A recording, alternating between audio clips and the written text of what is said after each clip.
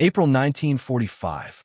Early morning mist hangs low over a small town in western Germany, settling quietly between shattered rooftops and streets layered with dust from weeks of artillery fire. Church bells no longer ring. Windows stand open without glass. Somewhere in the distance, a loose sheet of metal taps rhythmically against a broken wall, the only sound in an otherwise cautious silence. Near what had once been a public well, a line of women gathers with buckets, enamel pots, and dented metal cans. Most wear dark coats, pulled tight against the cold. Many have not slept properly in days. The pump stopped working when the power failed. The pipes ran dry soon after. Water has become more valuable than money. They wait without speaking. Then the sound arrives, engines first, followed by boots on gravel. American soldiers appear at the end of the street, carrying heavy canvas containers slung between them.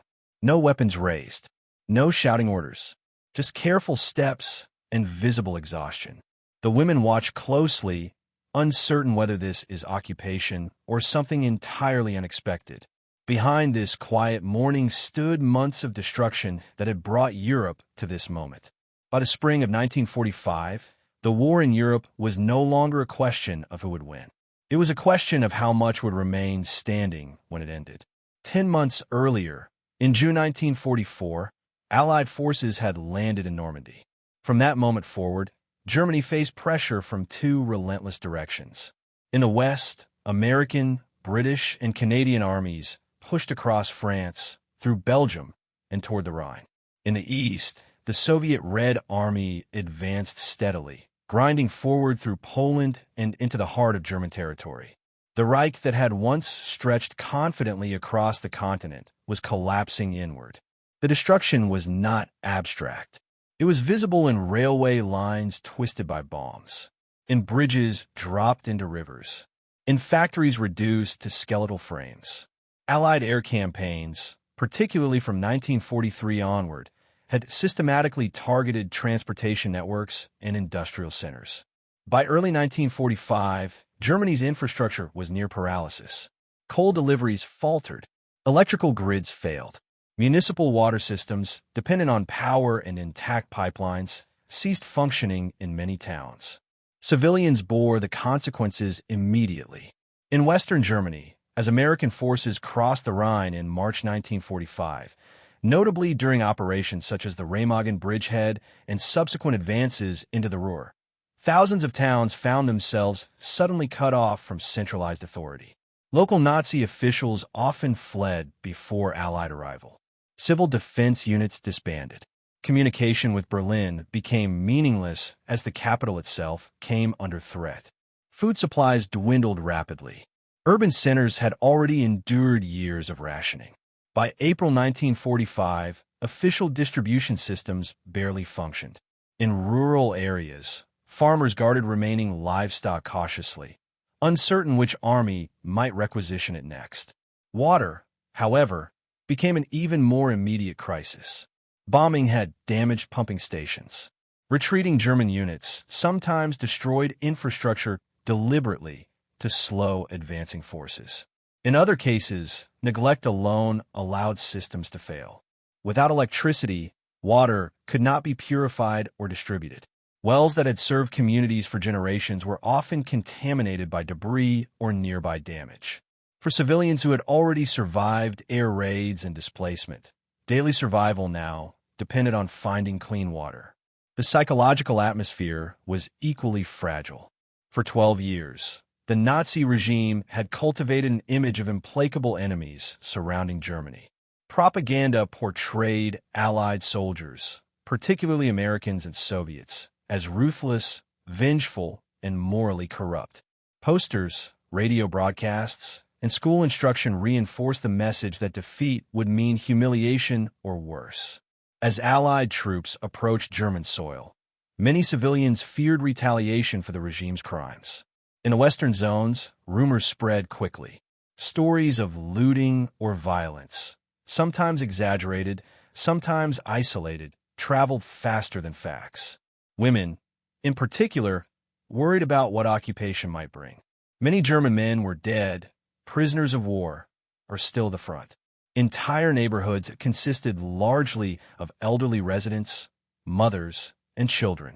When American units entered towns along the Rhine and deeper into Bavaria and Hesse, they did so as battle-hardened formations.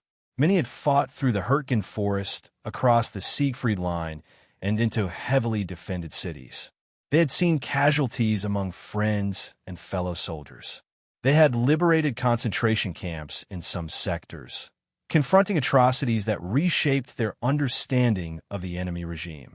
Emotions were complex: exhaustion, anger, relief.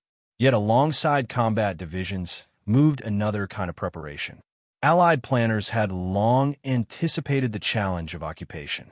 Even before the Normandy landings, Allied headquarters had drafted policies for governing liberated and conquered territories. The collapse of German civil administration meant that responsibility for order would fall, at least temporarily, to military authorities. Sanitation, public health, and prevention of disease were not humanitarian luxuries. They were military necessities. Epidemics could spread quickly in devastated urban spaces. Unrest could follow hunger and thirst. Thus, as columns of armored vehicles rolled through shattered streets in April 1945, they carried not only ammunition and fuel, but also a blueprint for stabilization. In countless small towns, the war did not end with a dramatic firefight. It ended with the quiet arrival of foreign soldiers who now controlled access to roads, food depots, and water supplies. For civilians accustomed to years of rigid authority and ideological control, the sudden shift created uncertainty that felt almost heavier than bombardment. The women waiting by broken wells in the early mornings of occupation stood at the intersection of that uncertainty. Behind them lay years of total war. Ahead of them stood an army they had been taught to fear. What they could not yet see was how deeply the approaching American forces had already been instructed to manage not only victory, but its consequences. By the spring of 1945, the war in Europe was no longer a question of victory or defeat. It was a question of how the collapse would unfold, and how many lives would be caught beneath it. Less than a year earlier, on June 6, 1944, Allied forces had landed along the beaches of Normandy. What began as a fragile foothold quickly expanded into an unstoppable advance across Western Europe. American, British, and Canadian armies pushed through France, liberated Paris in August, and drove steadily toward Germany's borders. The German army, once dominant across the continent, was retreating on nearly every front. Yet retreat did not mean relief for civilians. As German forces withdrew, infrastructure crumbled behind them. Bridges were destroyed to slow Allied movement. Railways were bombed repeatedly. Fuel shortages halted transport. Electrical grids failed under constant air attacks. Cities that had functioned for centuries lost basic services within weeks. Water systems were among the first to fail. Modern urban water required electricity, pumps, filtration, pressure systems. When power stations were destroyed or abandoned, taps ran dry almost immediately. Wells became overcrowded. Rivers, often contaminated by debris and waste, turned dangerous. Disease threatened populations already weakened by years of rationing. For German civilians, especially women, daily survival became a logistical struggle. By 1945, millions of German men were absent from their homes. Many had died on the Eastern Front. Others were prisoners of war or still fighting in fragmented units. Entire neighborhoods were now populated mostly by women, children, and the elderly. They managed food distribution, searched ruins for usable materials, and protected families amid uncertainty. At the same time, fear shaped every expectation. For years, Nazi propaganda had warned civilians about what would happen if Allied forces reached German soil. Posters, radio broadcasts, and newsreels described invading armies as brutal conquerors seeking revenge. Stories exaggerated or fabricated Allied crimes, reinforcing the belief that surrender would bring humiliation or violence. As a result, many civilians prepared for the worst. Some fled westward with carts and belongings, creating massive refugee columns that clogged roads. Others hid valuables or destroyed documents tied to the Nazi Party. Mothers rehearsed escape plans with children. Rumors spread faster than verified information. Every approaching engine sounded like danger. Meanwhile, the Allied armies advancing into Germany carried their own emotional burden. American soldiers entering German territory in late 1944 and early 1945 were veterans of intense combat. They had seen the hedgerows of Normandy, the brutal fighting in the Hürtgen Forest, and the freezing stalemate of the Battle of the Bulge. Many had lost close friends. Newsreels shown to troops revealed concentration camps as they were discovered, deepening anger toward the Nazi regime. Yet the U.S. Army operated under strict discipline. Soldiers were repeatedly reminded that civilians were not combatants. Orders emphasized control, professionalism, and adherence to international law. The coming occupation was already being planned even before Germany surrendered. Because military leaders understood something essential. Winning the war would not automatically secure peace. As Allied forces crossed the Rhine River in March 1945, one of Germany's final natural defensive barriers, the psychological boundary of the war collapsed alongside the military one. Town after town surrendered with little resistance. White sheets appeared in windows.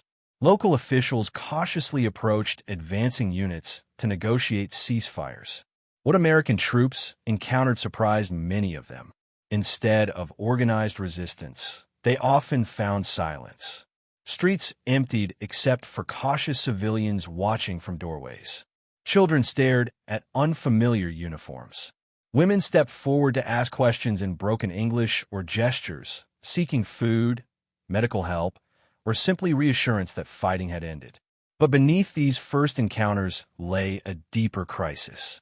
Entire communities lacked functioning governance. Police forces had dissolved.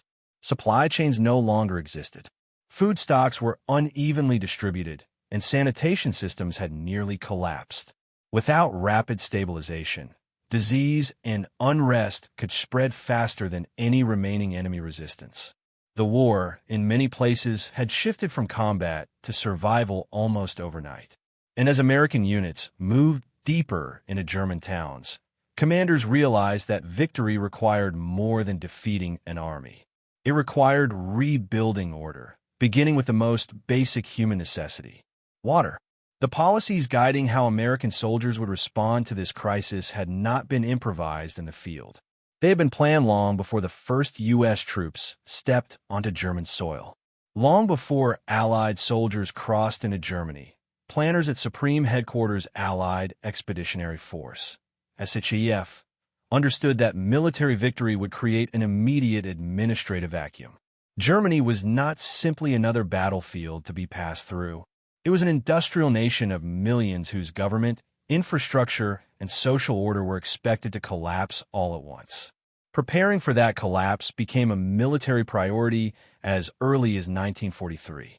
Specialized units, known as civil affairs and military government detachments, were trained in advance for occupation duties.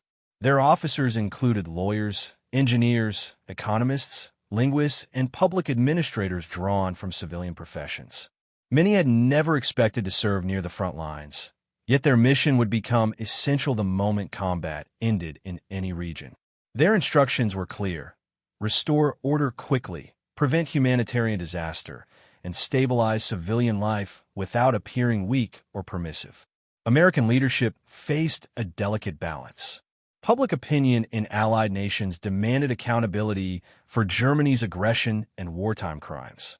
At the same time, uncontrolled suffering among civilians risked famine, disease, and social chaos, conditions that could endanger Allied troops themselves. Military logic supported humanitarian action. Diseased populations spread illness across occupation zones. Starvation encouraged theft and unrest. Destroyed sanitation systems threatened epidemics capable of affecting soldiers and civilians alike.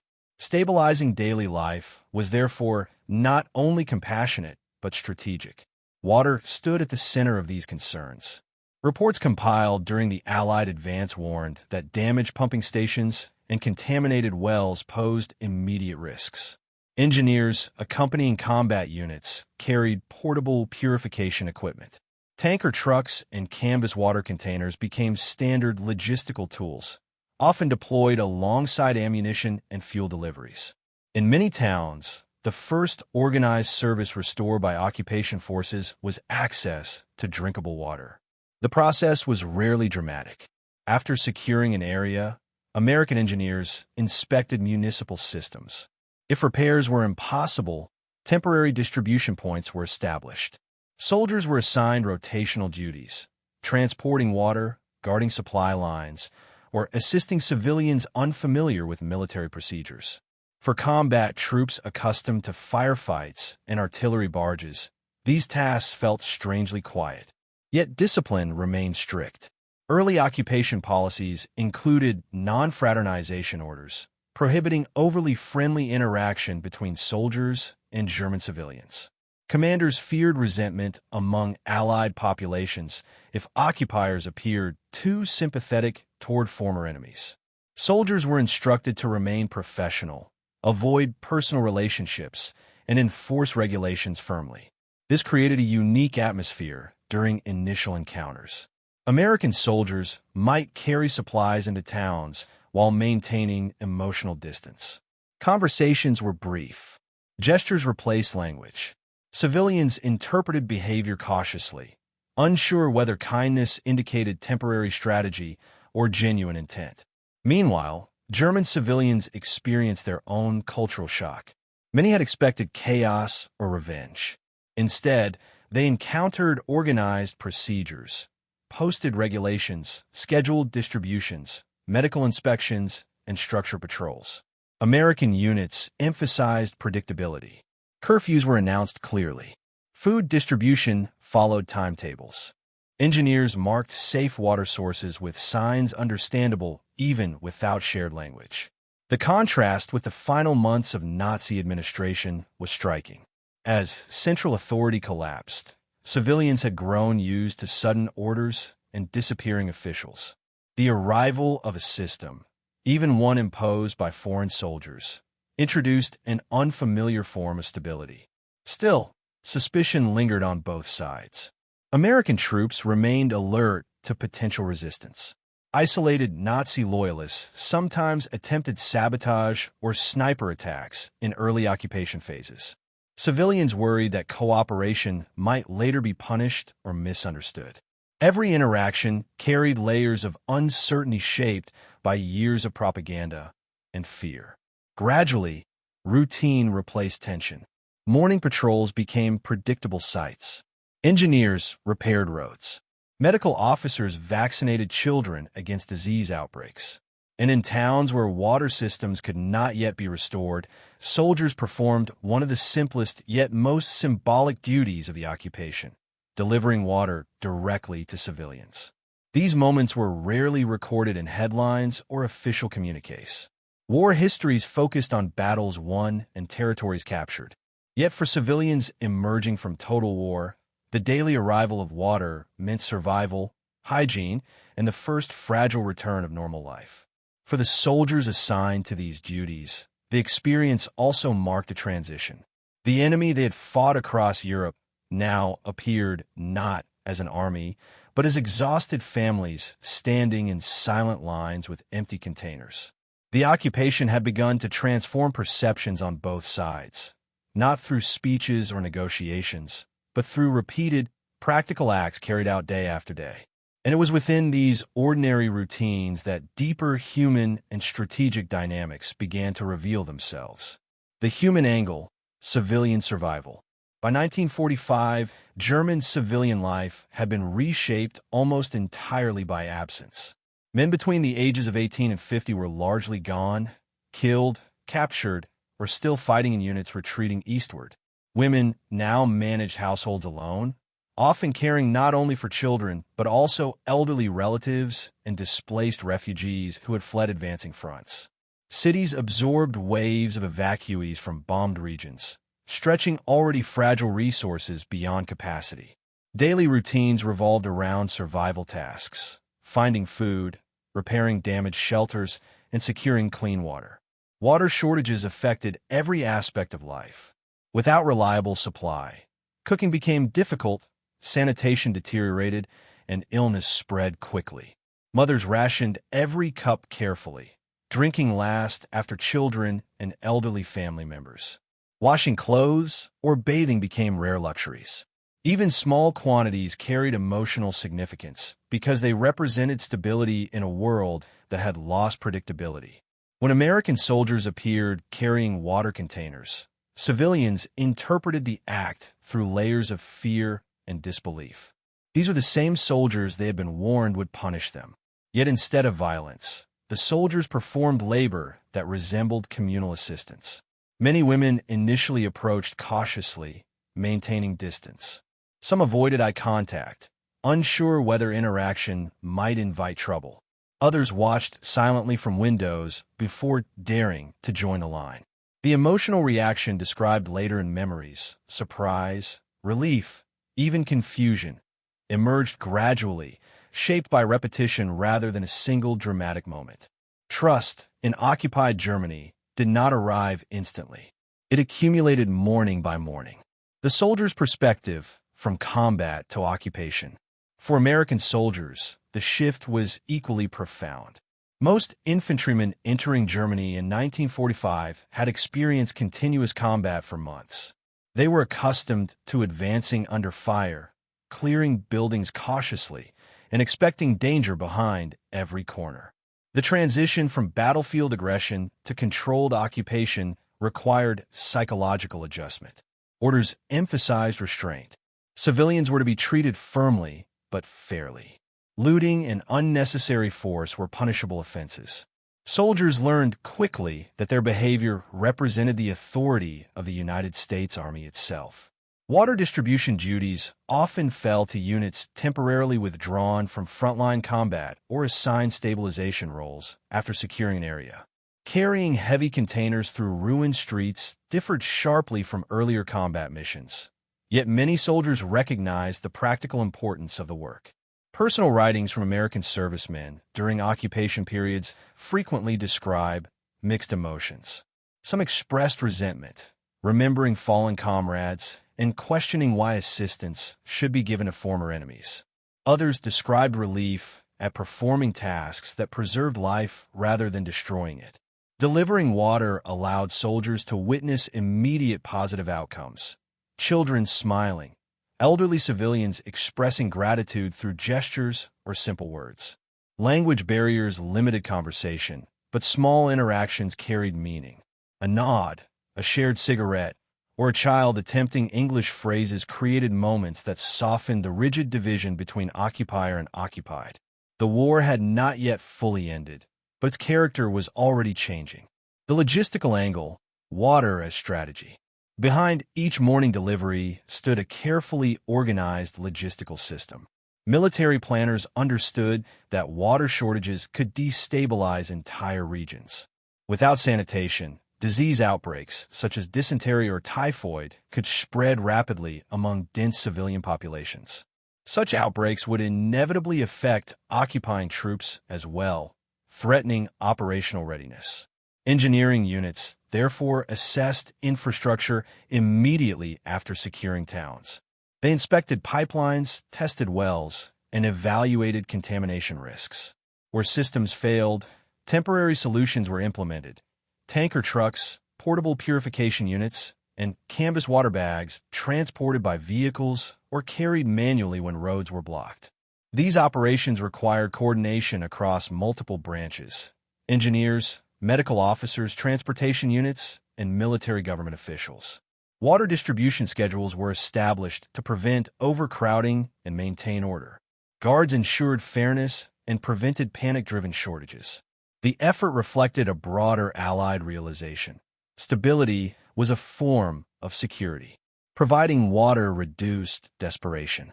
Reduced desperation lowered the risk of unrest or resistance. Civilians with basic necessities were more likely to cooperate with occupation authorities, report dangers, and rebuild local administration structures. Thus, what appeared to be a humanitarian gesture also functioned as strategic policy. Every container carried through narrow streets represented more than relief. It demonstrated control, organization, and the capacity of the occupying force to restore normal life. And as these routines continued, the repeated encounters between civilians and soldiers began to reshape assumptions formed over years of war, opening the way for deeper psychological and cultural changes that neither side had anticipated when the fighting first reached German soil. Leadership and policy, discipline as strategy. At the highest levels of Allied command, occupation policy was guided by a difficult principle. Germany had to be defeated completely, yet its society could not be allowed to collapse into chaos. General Dwight D. Eisenhower, Supreme Allied Commander, emphasized strict discipline among occupation troops. Soldiers were repeatedly reminded that their conduct would influence not only immediate stability, but also the political future of post-war Europe. Orders stressed professionalism, restraint, and respect for civilians within the limits of military necessity. This approach did not emerge from idealism alone. Allied planners understood that millions of displaced people, destroyed cities, and shattered institutions created conditions ripe for unrest. If occupation forces appeared vindictive or uncontrolled, resistance movements or criminal networks could flourish in the vacuum. Civil affairs officers, therefore, encouraged visible demonstrations of order and reliability. Scheduled food distributions, medical inspections, and water deliveries communicated a consistent message. Authority existed, and it functioned predictably. For commanders, even small routines mattered. A soldier arriving at the same hour each morning with water reinforced stability more effectively than proclamations posted on walls. Reliability became a form of governance. Psychological warfare, winning the peace. Military victory ended organized resistance, but psychological victory required something different.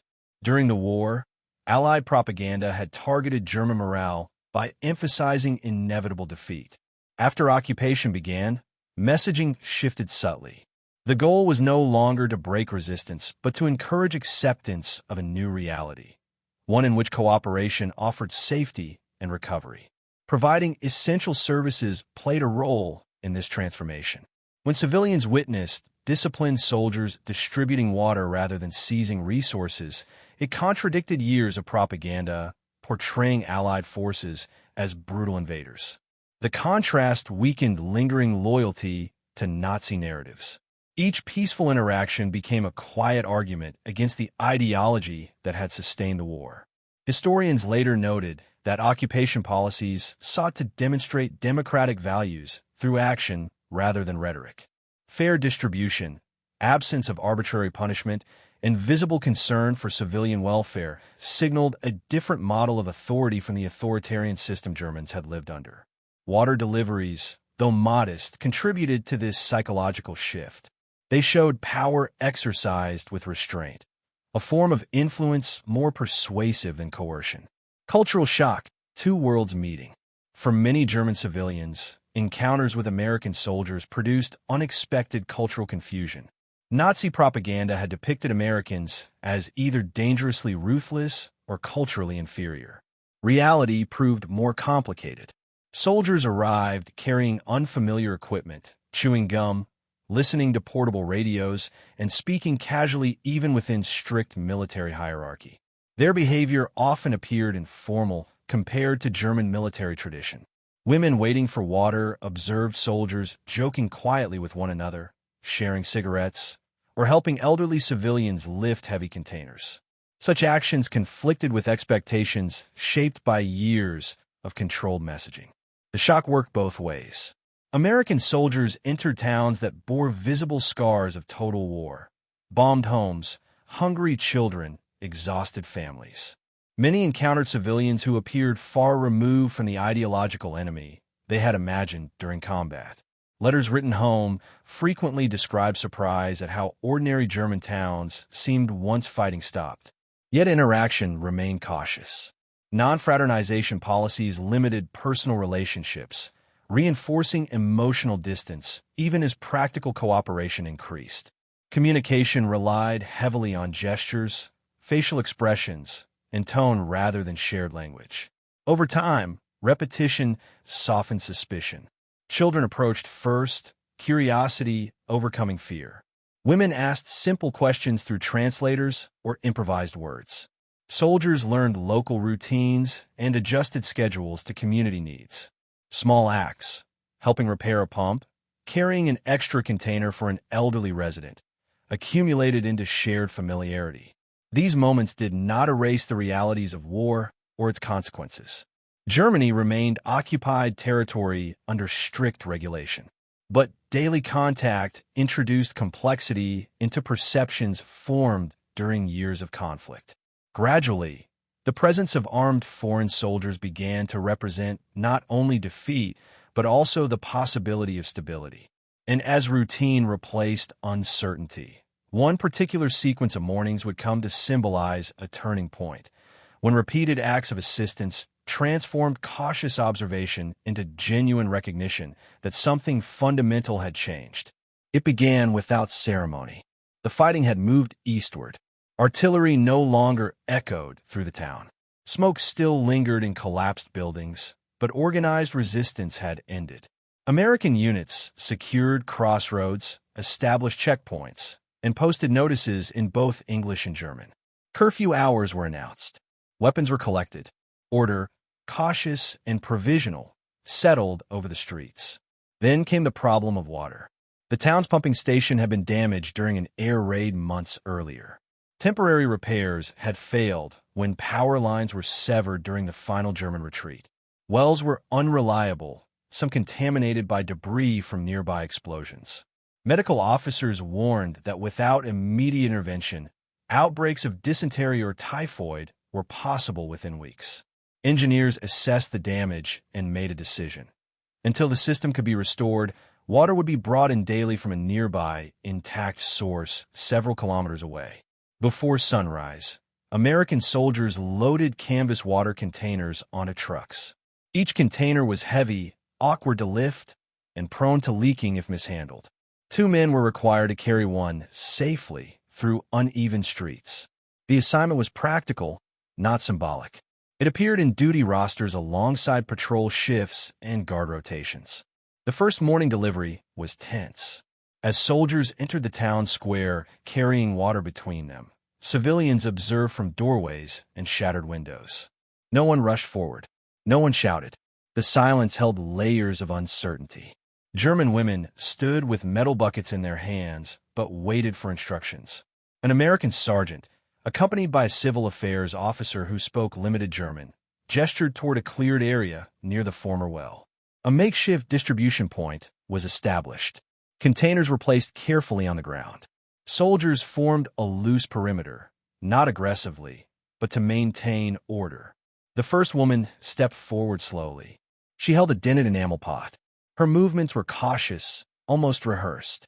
The civil affairs officer explained through broken phrases that water would be distributed evenly. No payment, no exchange, simply water. The woman hesitated before extending her container. A soldier tilted the canvas spout carefully. Clear water flowed. It splashed against metal with a sound that seemed louder than it should have been. The woman stared at the surface as if expecting it to vanish. Others began to approach. There were no smiles. Not yet. Faces remained guarded, expressions shaped by years of war and weeks of chaos. But the line formed. Children stood close to their mothers, watching uniforms and equipment with silent curiosity. For the soldiers, the task felt mechanical at first. Lift, pour, move aside, repeat. Yet even within the routine, subtle changes occurred. The absence of hostility altered posture. No gunfire echoed. No ambush threatened. Instead of scanning rooftops, soldiers focused on keeping containers steady. One soldier later wrote in a letter home that it was the first time in months he had heard something other than explosions at dawn. He described the sound of water striking metal buckets as strange and peaceful. The second morning followed the first, and then the third. Predictability began to replace fear. Civilians arrived earlier, sometimes before the trucks. They waited in orderly lines. Some brought cloth to cover containers against dust. A few attempted quiet words of thanks in hesitant English.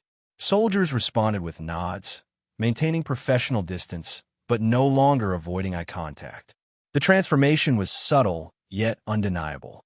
The water deliveries did not erase defeat. German flags were gone, replaced by Allied notices.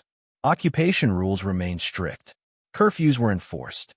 Yet each morning's routine communicated a message stronger than proclamations. The occupation was structured, not chaotic. Engineers continued working on damaged infrastructure. Repair crews examined pipelines. Electricians assessed power lines. But until permanent restoration could be achieved, the daily ritual continued. Children began to linger after receiving water, observing the trucks with fascination.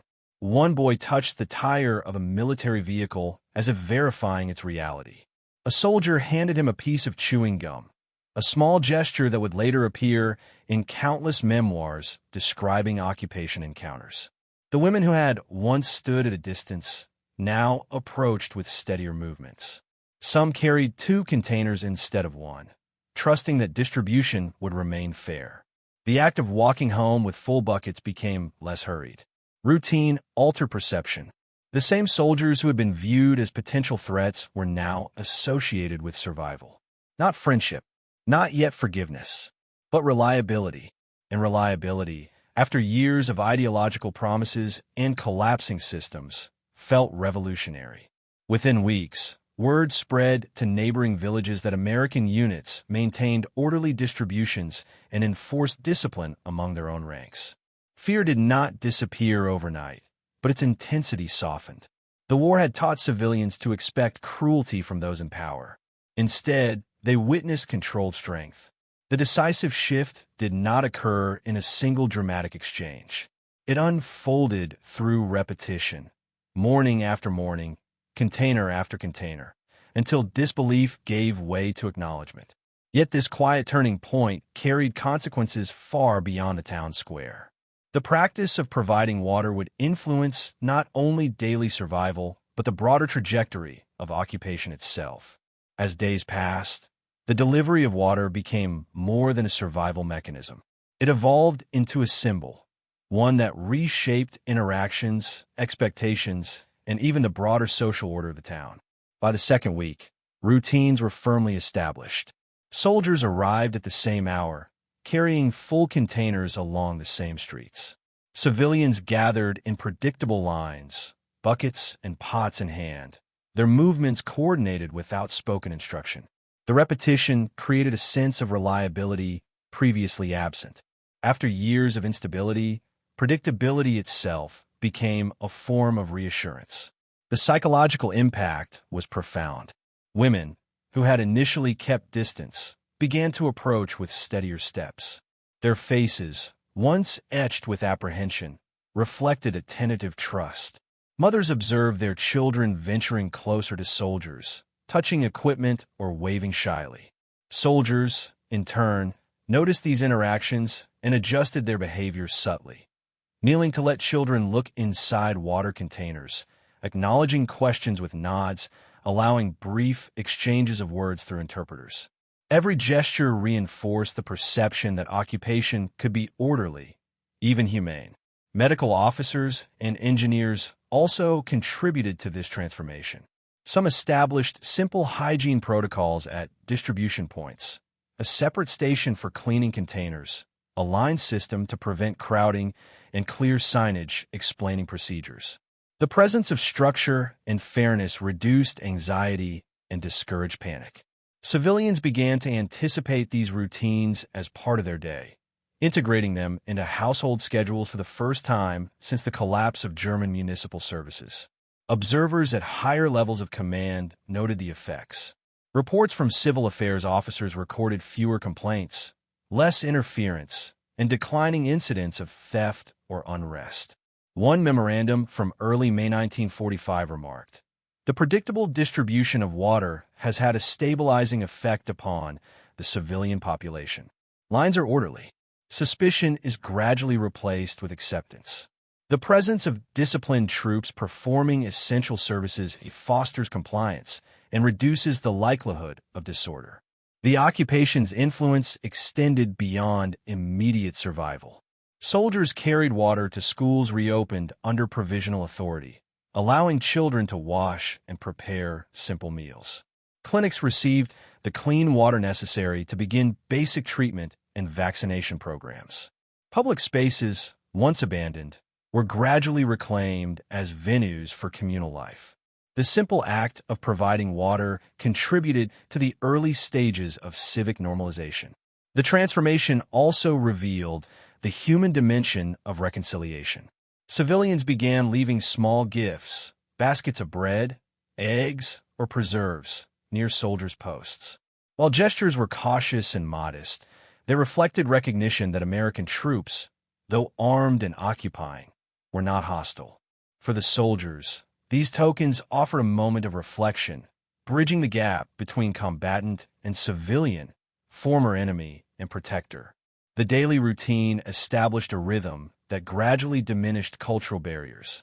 Soldiers learned names, localized pronunciations, and neighborhood patterns. Women learned that instructions could be trusted and that compliance did not invite harm. The repetition, modest in scale but consistent in impact, created a sense of mutual understanding. Occupation, once a threatening abstraction, became a structured and predictable reality. Across neighboring villages, news of this disciplined, humane approach spread by word of mouth. Civilians compared experiences and adjusted expectations accordingly. Where prior propaganda had painted Americans as violent or indifferent, repeated exposure to consistent, practical assistance shifted perceptions.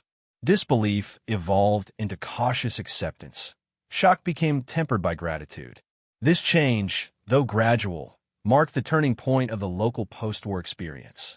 It demonstrated that the power of an army was not expressed solely through weaponry or conquest. Rather, authority combined with order, discipline, and basic humanitarian action could alter the psychological landscape as decisively as any military victory. In this small German town, morning water deliveries symbolized a new phase of the war's end, one in which the raw force of battle yielded to the meticulous, deliberate work of rebuilding both infrastructure and trust. Yet even in this moment of subtle transformation, challenges remained. Ruins still scarred streets. Families continued to struggle with scarce food, disrupted schooling, and the absence of men lost to battle. Suspicion lingered. Memories of Nazi indoctrination and years of violence could not vanish overnight. But the arrival of reliable support, day after day, had created the conditions necessary for recovery. The turning point was not a single act of heroism, but a series of quiet, deliberate actions repeated consistently until their cumulative effect reshaped both perception and behavior. From the perspective of historians studying post-war occupation, this period illustrates an essential principle. Reconstruction begins with the most basic necessities. In this case, water became more than a commodity. It became the medium through which order, trust, and eventual reconciliation could take root. And as morning lights spilled over the town each day, illuminating streets lined with ruined walls and cautious civilians, the symbolic and practical impact of these deliveries became evident. A defeated population, initially stunned by the presence and conduct of the occupying army, began to recognize a new reality, one in which survival, structure, and human decency could coexist amid the remnants of total war. This foundation would shape not only immediate recovery, but the broader framework of Allied occupation across Germany. The lessons of routine, discipline, and practical compassion would inform military governance, influence civic restoration, and ultimately contribute to the stability of the post-war state. The first mornings had passed. A quiet revolution of trust had begun. The first weeks following the initial water deliveries revealed the practical consequences of consistent, disciplined occupation. Civilians, once cautious or fearful, began adjusting to the new rhythms imposed by the American military. Water, a resource previously scarce and unpredictable, became a symbol of stability. Its daily availability allowed families to resume small routines. Cooking, washing, and caring for the sick that had been impossible in the chaotic final months of the war. Medical officers reported measurable improvements. Cases of dehydration and waterborne illnesses, which had been rising steadily, began to stabilize. Clinics that had struggled without potable water could reopen, providing vaccinations and basic treatment to children and the elderly. For the first time in months, civilians could bathe safely, and simple hygiene reduced the risk of outbreaks such as typhoid or dysentery. Engineers and civil affairs personnel noted that order extended beyond public health. Streets remained calmer. Looting and theft, common in the immediate aftermath of German administrative collapse, declined sharply. Soldiers on patrol observed that women carrying buckets navigated streets systematically, waiting their turn rather than rushing or arguing. The perception of fair, structured treatment created compliance without coercion. Observers recorded the reactions of civilians in careful detail. Diaries, letters, and early post-war interviews describe surprise, gratitude, and a gradual reduction of fear. One account from a local woman noted, "We had expected them to take, not give." To see soldiers arrive with water each morning was bewildering and yet necessary. These personal testimonies illustrate the profound emotional effect of disciplined, repetitive humanitarian actions in a community emerging from total war. The soldiers themselves experienced a shift. Tasks that might have seemed menial or symbolic initially became understood as pivotal to maintaining order and facilitating broader reconstruction. Soldiers carrying water interacted with civilians regularly, gaining awareness of the human dimension of occupation. These encounters built subtle bonds, respect born of predictability and fairness, not shared ideology. Letters home emphasize both the fatigue of repeated labor and the satisfaction of witnessing tangible benefits for civilians. This period also marked the beginning of normalization. Schools reopened with water available for sanitation, children attended morning lessons, and provisional markets operated more safely. Civilians could plan daily routines around predictable access to water, establishing a foundation for recovery. Even small acts, such as cleaning pots or filling containers before dawn, became part of the new social rhythm. The combination of practical assistance and consistent military discipline created a multiplier effect. Water deliveries were not isolated gestures. They enabled education, hygiene, community management, and early economic activity. The predictable presence of soldiers and the controlled distribution of essential resources reassured civilians that occupation was structured and lawful. Importantly, these effects were documented in official military reports. Civil affairs officers submitted assessments noting improvements in public health, reduction in petty crime, and increased cooperation from civilians. Reports emphasized that disciplined, repetitive actions, including the seemingly simple task of delivering water, had a disproportionate impact on local stability. By the end of the first month, the town that had once seemed paralyzed by fear and scarcity was beginning to function in miniature. Streets remained damaged, homes were still ruined, but the social fabric had been preserved. Civilians, particularly women managing households alone, could plan for the immediate future. Soldiers understood that their conduct, calm, professional, and consistently helpful, was as essential to victory as any battlefield engagement. The immediate aftermath highlighted a crucial truth. Stabilization begins with essentials. Water, distributed with discipline and fairness, became both a lifeline and a lesson, demonstrating that authority, when exercised responsibly, could produce order without coercion. This first phase set the stage for the broader consequences of occupation, which extended far beyond public health and daily survival. The routines established in these small towns would influence regional perceptions of American forces, guide occupation policy across Germany, and shape the psychological landscape of a defeated population. As weeks turned into months, the effects of consistent, disciplined water delivery extended far beyond immediate survival. The simple act of bringing clean water to civilians every morning became a catalyst for broader societal stabilization. In towns across Western Germany, the routines established by American forces created patterns that civilians could rely upon, a crucial step in re-establishing civic order after years of total war. One of the most significant consequences was psychological. Civilians, particularly women and children, began to perceive the occupation not solely as a demonstration of military power, but as a structured framework capable of supporting everyday life. The initial shock, disbelief at soldiers offering aid rather than demanding compliance, gradually evolved into cautious trust. Mothers reported that children were less anxious, households could plan meals, and simple hygiene practices returned. The predictable provision of water reassured civilians that even in defeat, stability could exist. This transformation was reinforced by the visibility of American discipline. Soldiers performed duties in uniform, adhered to schedules, and maintained control over distribution points without using intimidation. The presence of order itself became a teaching moment. The civilian population could observe that authority, exercised responsibly, could coexist with humanity. In interviews conducted after the war, many German women recalled these early routines as a turning point, not only for survival, but for regaining confidence in public systems. The practical benefits extended beyond health. Schools, previously shuttered or operating in ad hoc settings, were able to reopen with water available for drinking, washing, and basic sanitation. Clinics received the resources necessary to provide vaccinations and minor treatments, reducing the risk of epidemics. Even market activity began to resume, as predictable access to clean water supported food preparation and small-scale commerce.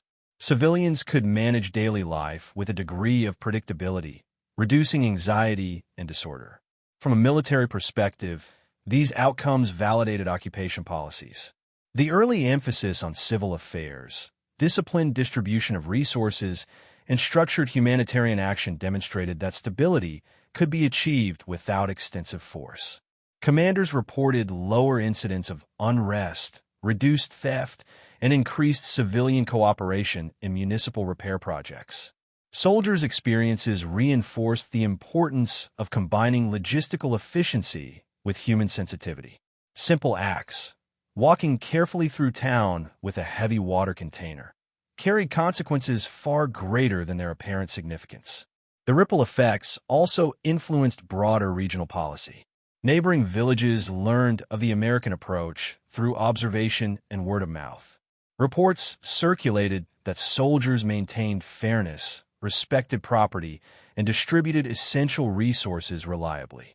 Civil affairs officers noted that towns familiar with these practices exhibited fewer challenges to occupation authority and displayed more rapid social normalization. In this way, daily water deliveries became a template for post-war stabilization throughout Western Germany. Moreover, the occupation reshaped cultural perceptions. For years, propaganda had instilled fear and hostility toward American soldiers. The repeated experience of aid, discipline, and predictable authority challenged these narratives.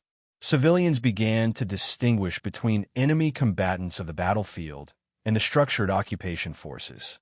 While distrust did not vanish entirely, these interactions created the foundation for cooperation, reconciliation, and eventual post-war integration. Historians emphasize that this process illustrates a central principle of military governance. The smallest gestures, when implemented systematically, can produce lasting structural and psychological effects. Water, distributed with regularity and fairness, became more than a resource. It functioned as a medium for restoring trust, demonstrating authority, and reinforcing the legitimacy of occupation policies. By early summer 1945, the town and its surroundings had transitioned from a state of immediate crisis to one of cautious normalcy. Ruined buildings remained, shortages persisted, and the scars of war were evident, but the social rhythm established through daily routines, beginning with water deliveries, created a measurable sense of order. Civilians could once again plan basic aspects of daily life.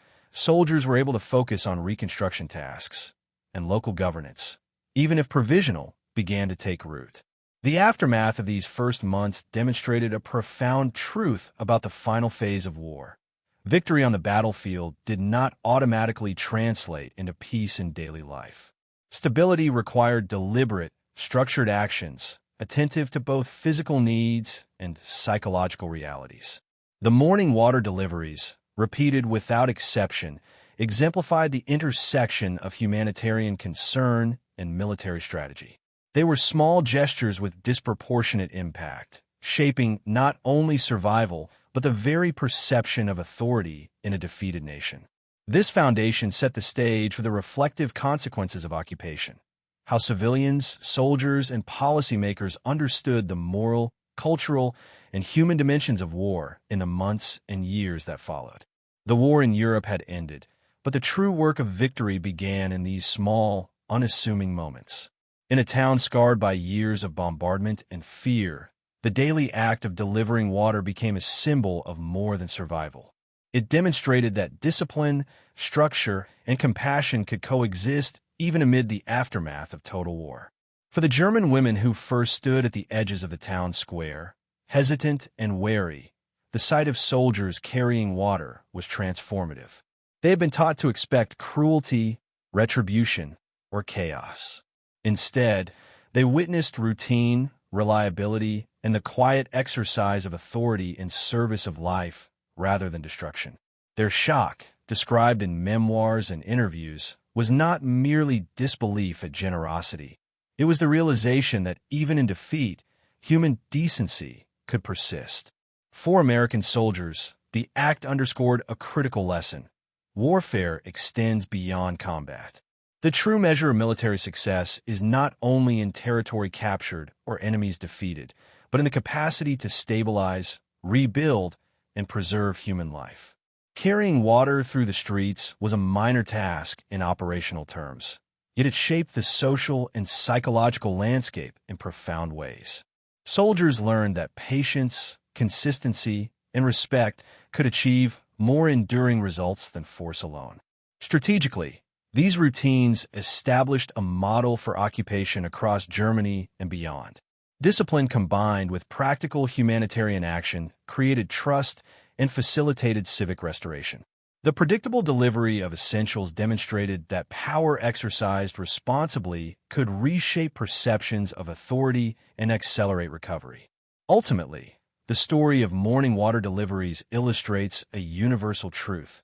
Even in the devastation of war, small acts of care carry immense weight. History often remembers battles, strategy, and high command, but the cumulative impact of repeated, deliberate actions on everyday life can define the human experience of conflict.